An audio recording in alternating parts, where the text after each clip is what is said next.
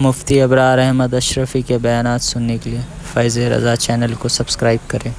سن 1601 میں ہندوستان میں انگریز آیا۔ میں بعد میں پوچھوں گا کتنے میں آیا، غور سے بیان سننا، ایک ایک بات غور سے سننا۔ سن 1601 میں ہندوستان میں انگریز آیا، اور جب سن 1601 میں انگریز آیا اس وقت ہندوستان کا حکمراں احمد شاہ ابدالی تھا۔ احمد شاہ ابدالی کی حکومت تھی سن 1601 میں۔ جب وہ ہندوستان میں آیا تو یہاں کے ایک شہر دہلی، ہندوستان کا ایک شہر ہے، ایک صوبہ ہے، دہلی کے اندر 1000 عربی مدارس تھے۔ جب ہندوستان میں انگریز آیا 1000 عربی مدرسے تھے۔ لیکن جناب جب انگریز آتا ہے تو اس نے وقت کا جو حکمراں تھا، وقت کا جو بادشاہ تھا احمد شاہ ابدالی، اس سے کہا کہ ہمیں یہاں پہ سہولتیں دی جائیں، ہمارا تعاون کیا جائے، ہماری امداد کیا جائے۔ تو وہ جو احمد شاہ ابدالی اس وقت کا بادشاہ تھا وہ ناقبت اندیش تھا، بہت کمینہ انسان تھا۔ اور انگریز تو پہلے سے یہ گورے چالاکی بڑی ہے، ان میں یہ بڑی چالاک قوم ہے۔ انہوں نے کہا بادشاہ سے کہ ہم ہندوستان کا مال برطانیہ لے جائیں گے، وہاں خرید و فروخت ہوگی، وہاں لین دین ہوگا، اور پھر وہاں سے ہم بڑی رقم لا کر کے ہندوستان میں ایک مستحکم نظام قائم کریں گے، ہندوستان کو بہترین بنائیں گے۔ تو چونکہ احمد شاہ ابدالی یہ ناقبت اندیش تھا، یہ انگریز کی چالاکی سمجھ نہ سکا، پھر کیا ہوا؟ ایسٹ انڈیا کمپنی، تاریخ میں اب جب تاریخ کے اوراق پلٹتے اور ہسٹری جب آپ پڑھتے ہیں تو یہ نام بڑے روشن الفاظ میں نظر آتا ہے۔ ایسٹ انڈیا کمپنی کے نام سے واسکو ڈی گاما کے ذریعے ممبئی کے ساحل پر ایک کنارے پر یہ لوگ اترے انگریز کے، اور جناب چل رہی ہے۔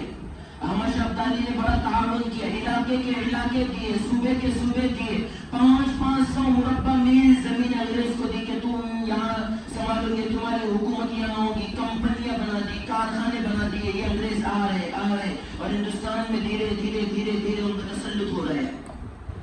سن 1601 میں جب وہ آئے، یوں چلا ہے 100 سال تک۔ سن 1701 میں ہندوستان کے بڑے بڑے 4 صوبوں پر انگریزوں کی حکومت، وہاں پر ان کا مستحق ایک زبردست نظام قائم ہو گیا۔ لیکن اسی بیچ سن 1702 میں شاہ عبد الرحیم، میں کہ سن کو گنا رہا ہو، سن 1702 میں شاہ عبد الرحیم صاحب کے گھر ایک بچہ پیدا ہوتا ہے۔ جب اس بچے نے آنکھ کھولی، تھوڑا بڑا ہوا تو کیا دیکھ رہا ہے کہ مسلمانوں پر ظلم اور تشدد کے پہاڑ ڈھائے جا رہے ہیں، اور مسلمانوں پر طنز کیا جا رہا ہے، ان پہ جبر کیا جا رہا ہے، اور مسلمان سہمے ہوئے، ڈرے ہوئے ہیں، کانپ رہے ہیں، انگریز سے ڈر رہے ہیں۔ یہ بچہ کون تھا؟ یہ بچہ شاہ ولی اللہ محدث دہلوی رحمۃ اللہ علیہ تھا۔ کون ہے یہ شاہ ولی اللہ؟ کوئی نہیں جانتا۔ شاہ ولی اللہ ہندوستان کی تاریخ میں وہ عظیم المرتبت انسان گزرا ہے جس نے علم حدیث، علم تفسیر پڑھا شیخ ابو طاہر المدنی سے، اور ہندوستان میں سب سے پہلے قرآن کا علم سکھانے والا، حدیث کا علم پڑھانے والا یہ شاہ ولی اللہ ہے۔ عالم اسلام کی 1200 سالہ تاریخ میں ہندوستان میں کسی نے علم حدیث ان سے پہلے نہیں پڑھایا، علم قرآن کسی نے نہیں پڑھایا۔ یہ وہ ذات ہے جس نے مدینہ المنورہ، مکہ المکرمہ سے علم حدیث پڑھ کر آئی، اور پھر ہندوستان میں مسند حدیث پر بیٹھ کر اپنے ایسے اسٹوڈنٹ اور ایسے شاگرد تیار کیے جن کے علوم کا جیتا جاگتا نمونہ آج بھی موجود ہے۔ پھر شاہ صاحب نے کتاب لکھی حجت اللہ البالغہ، علماء جانتے ہیں یہ کتاب عالم اسلام کی 1200 سالہ تاریخ میں وہ عظیم المرتبت کتاب ہے جس میں شاہ ولی اللہ محدث دہلوی رحمۃ اللہ علیہ نے قرآن کریم کی آیات کو لے کر اسلامی نظام پیش کیا، اسلام کا معاشی نظام پیش کیا، اسلام کا اقتصادی نظام پیش کیا، اسلام کی نظام سیاست کو پیش کیا۔ پڑھتے چلے پھر ان کی اولاد ہے شاہ عبدالعزیز، شاہ رفیع شفیع الدین، شاہ عبد القادر، شاہ عبد الغنی، 4 بچے ان کے ہوئے. زمانہ اور آگے چلا. جب زمانہ آگے چلتا ہے تو سن 1762، سن 1701 میں پیدائش ہوئی ہے، سن 1762 62 میں حضرت شاہ ولی اللہ محدث دہلوی کا انتقال ہو جاتا ہے. ان کی خدمات اپنی جگہ پر. پھر اس کے بعد سن 1762 میں ان کے مسند حدیث پر ان کی جگہ بیٹھ کر ان کے بڑے لڑکے شاہ عبد العزیز نے اپنے باپ کے علم کو سنبھالا، شاگردوں کو سنبھالا، اور پھر وہی ناج پر، وہی طریق پر اپنے والد صاحب کے دین کو اور علم حدیث کو آگے سے منتقل کیا. اب غور سے سننا، ہندوستان کی آزادی میں بڑی بڑی انگلش لائبریریوں میں جا کر، لکھنؤ کی لائبریری میں نے کھنگالی، میں دارالعلوم دیوبند کی لائبریری میں پڑھا. میں آپ کو باحوالہ یہ بات علی اعلان کہہ سکتا ہوں کہ 1857 جو بیان کرتے ہیں یہ پولیٹکس، یہ لیڈر، یہ گرو گھنٹال، جتنے بھی ہیں، جو مولوی بھی بیان کرتا ہے، یہ سراسر غلط ہے. کہ پہلی جنگ آزادی 1857 میں ہوئی. جنگ آزادی کا اعلان سن 1772 میں شاہ عبد العزیز نے فتویٰ دیا کہ آج سے انگریز کے خلاف جہاد کرنا ہر ایک کے اوپر فرض ہو گیا.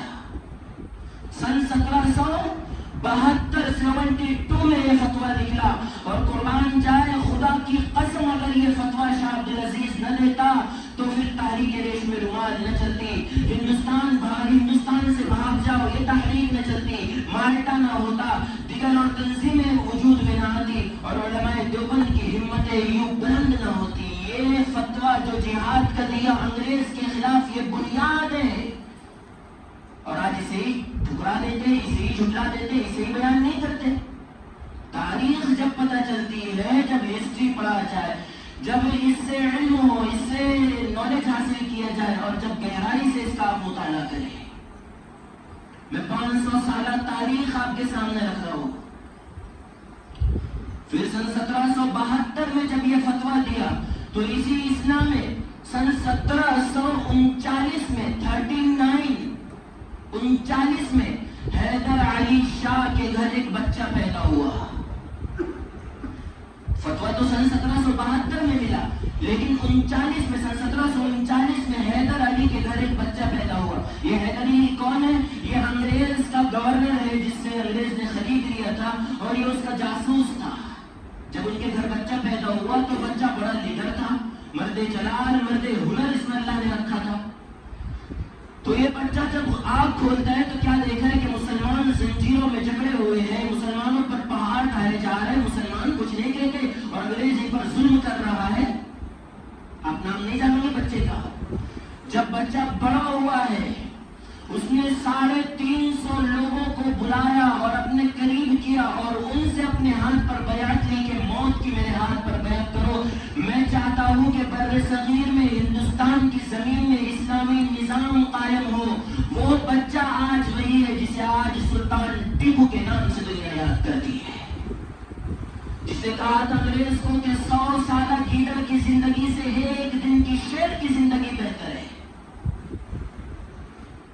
ٹیپو سلطان نے جب سنا ہے سن 1772 میں کہ علماء دیوبند نے، شاہ عبد العزیز نے انگریزوں کے خلاف جہاد کا فتویٰ دے دیا اور علی اعلان کہا، تو ٹیپو سلطان یہ جماعت لے کر میسور کے علاقے سے بڑی بڑی 4 جنگیں لڑی.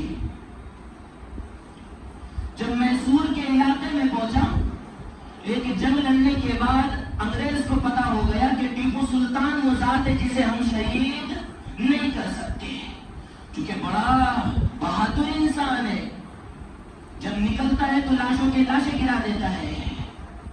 تو ٹیپو سلطان کا ایک گرو گھنٹال تھا، ایک چمچ تھا، میر صادق. تو انگریز کی چالاکی دیکھیے، میر صادق کو انگریز نے خرید لیا. کہا کہ 800 مربع میل زمین کی حکومت تجھے دیں گے، تو آجا ہمارے ساتھ اور ٹیپو سلطان کے ساتھ دغابازی کر دے. یہ دیکھو تاریخ کیسی پلٹ رہی ہے. میر صادق ادھر گیا، اسی اسلام میں پلاننگ ہوئی، اور میسور کی جامع مسجد وہاں پر ٹیپو سلطان کو شہید کر دیا گیا. اس وقت شاعر نے کہا تھا کہ آج ہندوستان ہمارا ہے، ایک روڑا جو ہمارے راستے میں تھا وہ ختم ہو گیا۔ کون ٹیپو سلطان؟ جس کے ساتھ آج ہندوستان میں، پاکستان میں جہاں ان کی ہسٹری پڑھائی جاتی ہے ناانصافی کی جاتی ہے۔ ہم نے اپنے بچپن میں جب کتاب پڑھی ہے، ہمارے ماسٹر، ہمارے استاد نے بتایا کہ بچوں نے ٹیپو سلطان ہے انگریزوں کو بھگانے والا اور ان کے ساتھ جہاد کرنے والا اور ان کے ساتھ لڑائی کرنے والا۔ لیکن جب ہم بڑے ہوئے، مدرسے میں گئے، لائبریری میں گئے، ہم نے اپنا تعلق، اپنا ریلیشن لائبریری سے مضبوط کیا۔ ہزاروں کتابیں کھولنے کے بعد معلوم پڑا کہ ٹیپو سلطان کے بارے میں جھوٹ بتایا جاتا ہے۔ کتابوں کے اندر آج وہ تصویر دکھائی جاتی ہے جس میں ان کے چہرے پر داڑھی نہیں ہے، جبکہ آپ شیخ العرب والعجم مولانا سید حسین احمد مدنی رحمۃ اللہ علیہ کی مکتوبات اٹھائے، لکھا ہے حضرت نے کہ شیخ ٹیپو سلطان وہ آدمی ہے جو اپنے وقت کا کتب ہے، اتنا بڑا اللہ والا ہے، ساری رات سجدے میں رویا کرتا تھا، ساری رات تہجد میں گزار دیا کرتا تھا، لیکن افسوس ہے جب اس کا چہرہ عالم اسلام کے سامنے آیا تو وہ ایک چہرہ جس پر داڑھی بھی نہیں ہے۔ یہ وہ ٹیپو سلطان ہے، لیکن آج دنیا نہیں جانتی اور انہیں اپنے علماء اکرام کی تفصیل ہی نہیں معلوم۔ انہیں علماء اکرام جس مسلک کو یہ فالو کرتے ہوئے، مجھے کوئی پوچھ رہا تھا کہ تم علماء دیوبند بیان میں کیوں کہتے، ابھی یاد آیا۔ میں علی اعلان بے باکی کے ساتھ یہ کہتا ہوں کہ علماء دیوبند اس دھرتی پر، اس آسمان کے چمکتے ہوئے ستاروں کے نیچے کسی ماں کی کوکھ نے وہ بچہ نہیں جنا جو علماء دیوبند کو دلائل میں پھنسا سکے۔ بے تاج بادشاہ علماء دیوبند، رب نے علماء دیوبند کو ہر میدان میں ہیرے دیے ہیں، ہیرے انمول ہے۔ انمول کیا مانا؟ انمول جس کی کوئی قیمت نہیں لگائی جا سکتی، انمول ہے۔ سونا تو سونا نہیں کہہ رہا میں، ہیرے کہہ رہا ہوں، ہیرے۔ سونے میں پھر بھی کوئی چیز ملائے تب جا کر کے زیور بنتا ہے، ہیرے کہہ رہا ہوں۔ علماء دیوبند کو آپ کھول کر دیکھ لیں۔ میں کہتا ہوں اگر آپ دین پھیلانے کے میدان میں دیکھ لیں تو رب نے علماء دیوبند کو بانی تبلیغ حضرت جی مولانا الیاس زہری رحمۃ اللہ علیہ دیا۔ اگر دین کو تلوار کے ذریعے بچانے کی باری ہو تو رب نے علماء دیوبند کو عطا اللہ شاہ بخاری دیا۔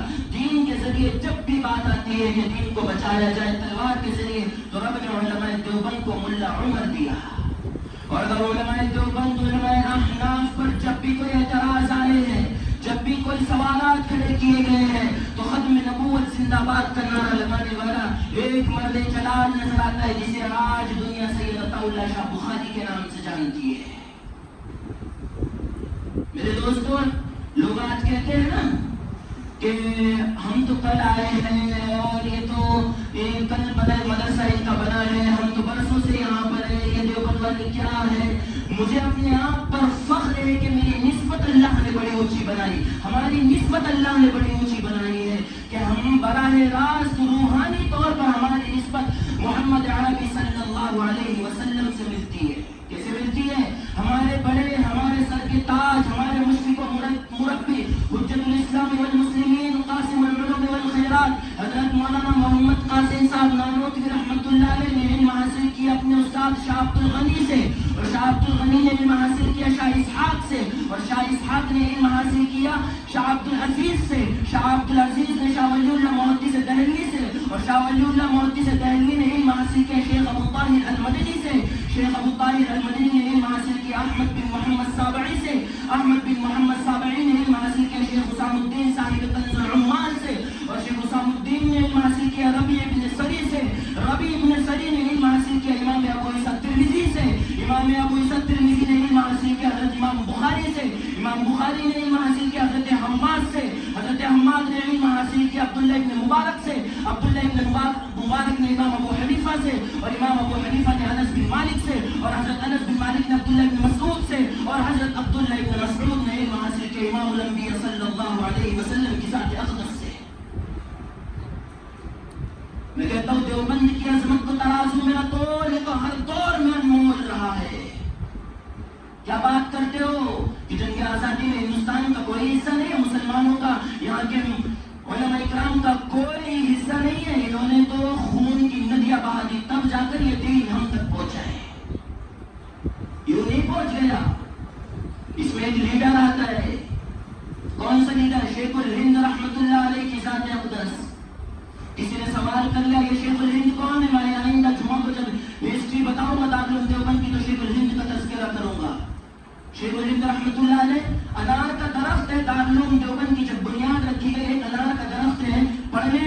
پڑھنے والا استاد بھی محمود، پڑھانے والا بھی محمود، دونوں محمود جب یہ بڑے ہوئے تو شیخ الہند کے نام سے جانا گیا۔ کسی نے سوال کر لیا حضرت آپ کی اتنے معروف شخص ہیں، آپ پوری دنیا آپ کو جانتی ہے، آپ کی کوئی کتاب تو نظر نہیں آتی؟ اتنے بڑے آپ رائٹرز ہو، کتاب لکھنے والے ہو، اتنے بڑے عالم ہو، آپ کی کوئی کتاب نظر نہیں آتی؟ تو حضرت نے فرمایا اوے کیا بات کرتا ہے، تجھے میری کتاب نظر نہیں آتی؟